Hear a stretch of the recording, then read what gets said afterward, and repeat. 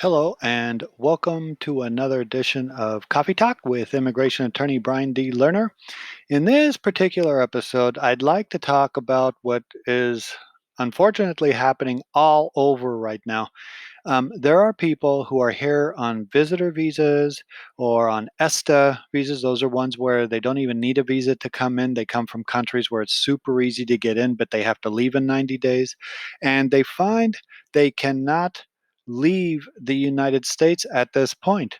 They either can't catch a plane to go back to where they're going, they can't get into their country in order to leave and maintain legal status, and essentially they're stuck here, and basically they're at a position where they're saying, well, what am I supposed to do, because I can't go, yet my stay here expires and I have to leave the United States. So at this point they have what's called satisfactory departure, which what that is an application that has to be prepared and submitted to the authorities, with the declaration, affidavit, supporting evidence, legal brief, all the normal stuff that goes.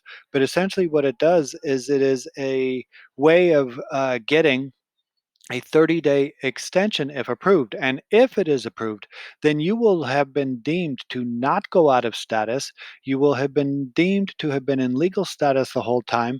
You won't have problems coming back to the US, on the same ESTA or a different visitor visa. And you could have a 10-year visitor visa, but you're only good here for 6 months. So that's what needs to be done. If there was ever a time that a satisfactory departure petition would have to be filed and approved, it would be now. So the idea here is you of course want to have it done, prepared, and filed before you go out of status. If this is filed after you're out of status, well, theoretically it's still possible, it will be much more difficult because you will have already been out of status at the time that you file it. So it needs to be filed right away. So let's say your status is going to expire in 3 days or 4 days, whatever it is. You must get this prepared and filed in the next 2 or 3 days in order to maintain proper legal status.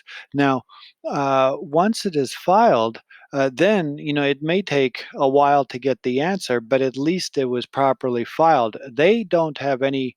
They being immigration, they don't have any burden in which to tell you in 1 or 2 days what they're deciding, but you have the burden to make sure that it's number one, properly filed, number two, that it's persuasive, and number three, that it is timely filed.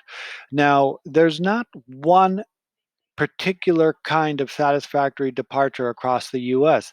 Each port of entry seems to have their own individualized approach for what they want, what needs to be shown, what proof needs to be given, and how it needs to be filed.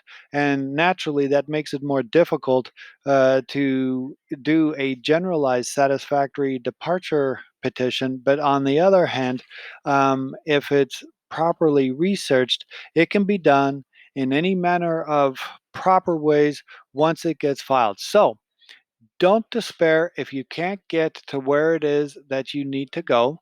If you need help with this, contact my office. We can try to get these things out and submitted right away.